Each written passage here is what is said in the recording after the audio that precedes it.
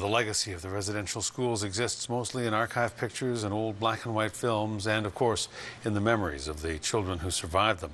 In BC, 3 schools remain of the dozens that once operated across the province. One of them is in Alert Bay. It is crumbling and it is condemned, but the chief of the local First Nation says it is an important part of history that must be saved so we don't forget what happened there. 1929 is when this building was completed. The whole leadership of the Nisga'a Tribal Council went to school here. And there were people from Bella Bella, Rivers Inlet, Haida Gwaii went to school here. They'd all be brought here by the Union steamships. And if they were fortunate, they'd go home for Christmas. If not, they'd have to stay here right until the summer break. And some people just stayed here all year round. So it was pretty sad. It's surprising how little Canadians know about our history. In our schools, the high schools, there's hardly anything in social studies to do with our history. You couldn't speak your language, and if you were caught speaking your language, then you were punished.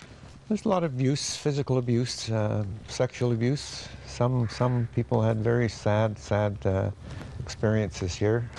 Somebody had a bright idea of painting this white in the 60s, and of course all the paint that was used there is lead-based paint that has to be removed properly, and there's a lot of asbestos. All that has to be taken out.